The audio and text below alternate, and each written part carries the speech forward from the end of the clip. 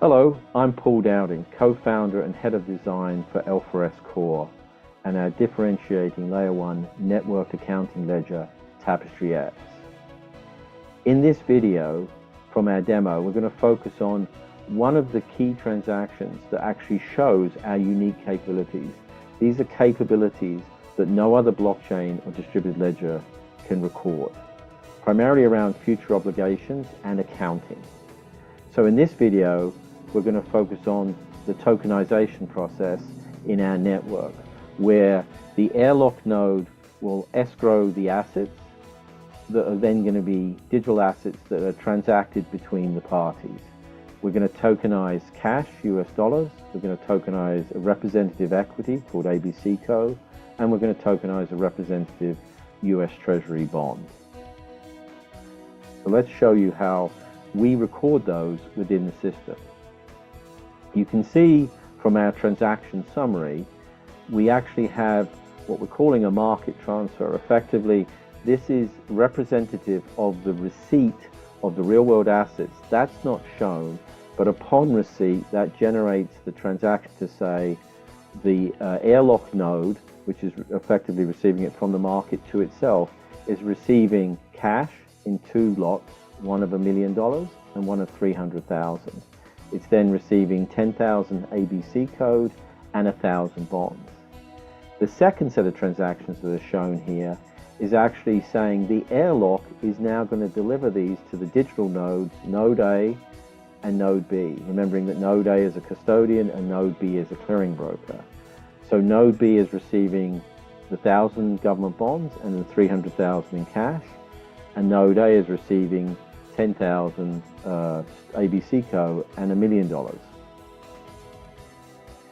On the flip side, and within TapestryX, we have the idea of a contra transaction. Though for every deliver, there's a receive. For every buy, there's a sell. For every repo, there's a reverse repo. So on the other side, we've got our representative asset manager Will and broker Paul, showing that in their transactions, from the airlock to Node A, Will is receiving the $1 million of US dollars and ABC code 10,000 stock. And Paul, as a clearing broker in Node B, is receiving 1,000 bonds and $300,000. So this is actually recognizing that they've got balances in the network to be transacted. And the videos that follow this will cover the transactions that use these assets. But the key thing is to know that what we're doing is providing the accounting of these balances that can be reconciled back to the airlock's assets that it's received or delivered off the network, and each of the parties can see the assets that they hold. So as a recap on this tokenization process, Will instructed his custodian in Node A to deliver shares and cash to the airlock depository to be tokenized, and Paul did the same with the bonds and cash. Those transactions were not shown.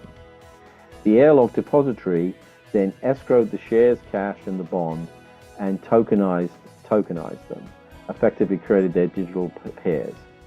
The tokens were then, under transactions arranged through Will and through Paul, were transferred from the airlock node to Node A for Will and to Node B for Paul as a broker. So let's be clear.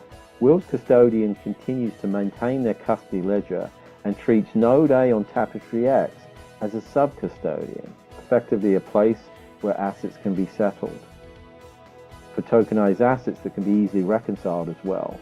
Similarly, Paul's clearing broker treats Node B as its control location. Where are its assets controlled? And within TapestryX, we serve as an auto-synchronizing subledger network for all participants. And this is a key differentiator as well as the accounting and showing the reconciliation. TapestryX synchronizes on the transaction data alone, and so does not have the need for consensus algorithms or independent validators. What we're also going to show you in the subsequent videos is how future dated obligations within the accounting is also a differentiating capability that no other blockchain or distributed ledger can record. Thank you for watching.